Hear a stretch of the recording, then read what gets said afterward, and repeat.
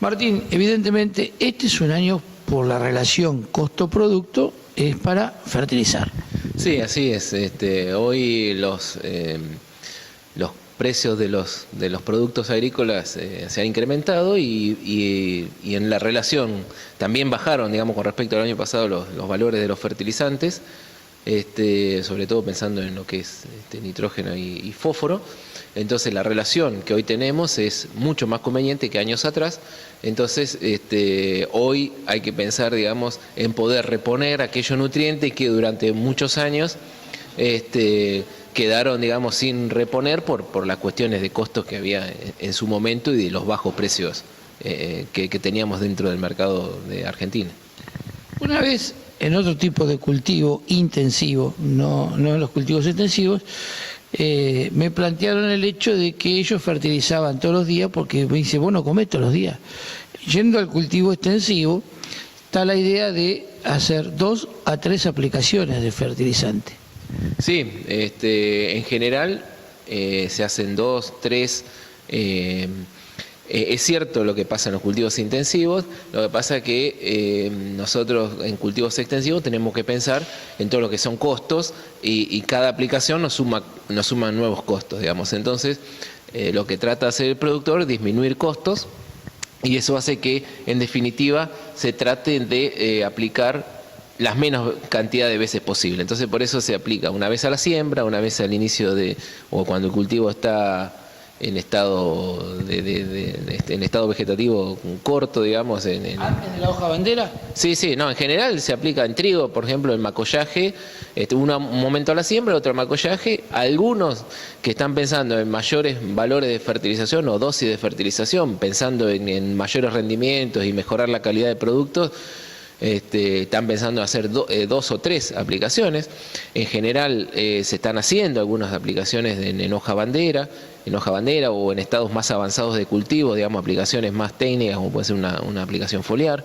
En realidad, la tendencia es a aplicar cada vez más, porque eso tiene otros impactos, tiene impacto también, un menor impacto sobre el ambiente.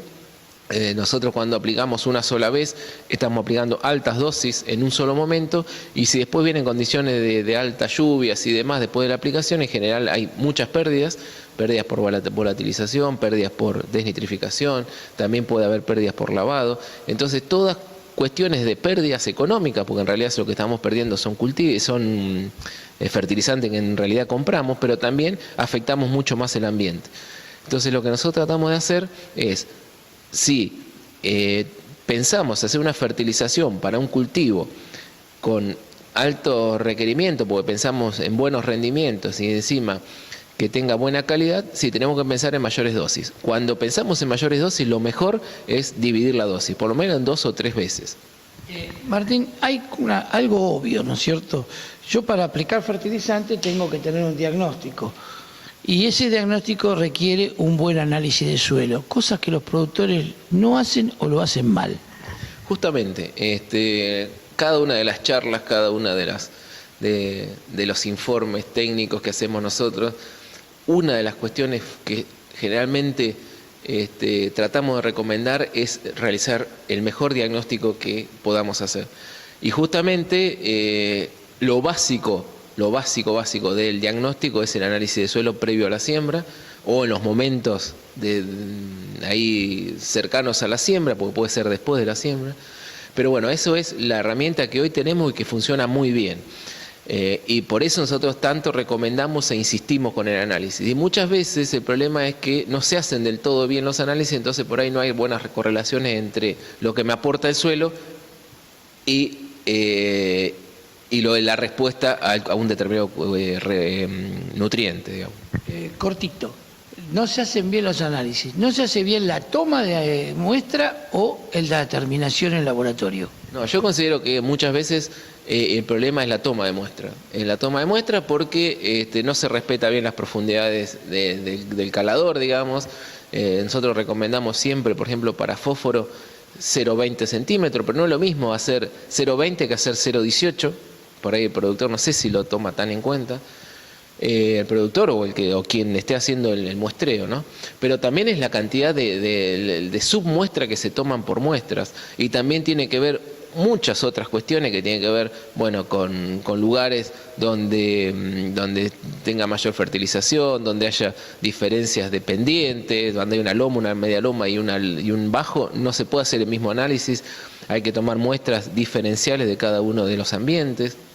25 piques por lo menos. Sí, nosotros hablamos entre 15 y 20, pero lo que hemos visto sí que en siembra directa esa cantidad se deberían aumentar, digamos, porque justamente en directa nosotros, en convencional, nosotros hacemos una labranza y mezclamos todo y listo, pero en directa, sobre todo cuando hubo un maíz previo, que con una alta tasa de fertilización y al estar separadas las líneas de siembra, la concentración, por ejemplo, de fósforo que queda en cada una de las líneas es altísima.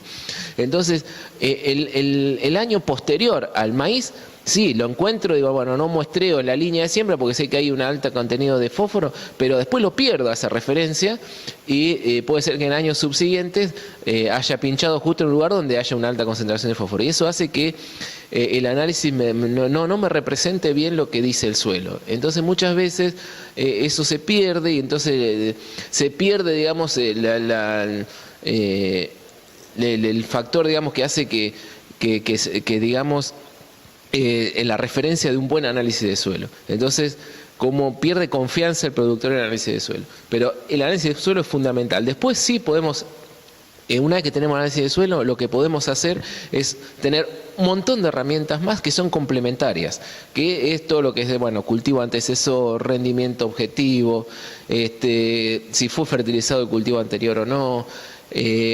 Hoy muy importante si tenemos mapas de rendimiento porque sabemos dónde se produce, en los lugares donde que rinde más el cultivo, las extracciones son mucho más importantes. En los lugares, aquellos sectores o zonas donde el cultivo rinde menos, las extracciones son menores. Entonces, si yo hago una única dosis uniforme en todo el lote de fertilización, por ejemplo con fósforo, uso 100 kilos por hectárea de fosfato de amonio todos los años, desde hace 20 años, los lugares que rinden menos, eso van a estar con mucha más cantidad de fósforo que aquellos que rinden más, porque las tasas de extracciones justamente son mayores.